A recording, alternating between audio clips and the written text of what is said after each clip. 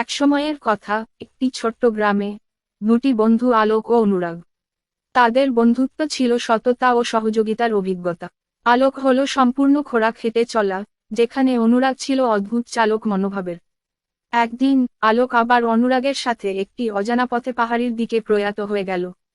তারা সঙ্গে ভ্রমণের আনন্দ পেয়েছিলেন, তবে অচাকিত হয়ে উঠেছিলেন যখন দেখা গেল একটি বৃক্ষের উপর আবার আলোকের পায়ে সাঁতার মুছে গেছে। আলোকের বিনোদনে অনুরাগ ওই বৃক্ষে পৌঁছলে দেখেন যে এটি একটি কুয়াশা বন্ধু বৃক্ষ শাখার এক কোণে সুস্থ পাখির বাসা। পাখির সাথে কোনো মেয়ের আলোকের বন্ধুত্ব ছিল, যা হাঁটছিল প্রায় প্রতিদিন।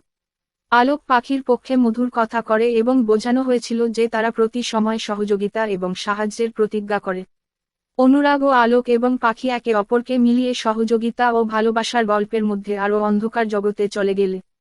এই গল্প তাদের বন্ধুত্ব এবং একটি সাথে অতুলনীয় অভিজ্ঞতা শিখে।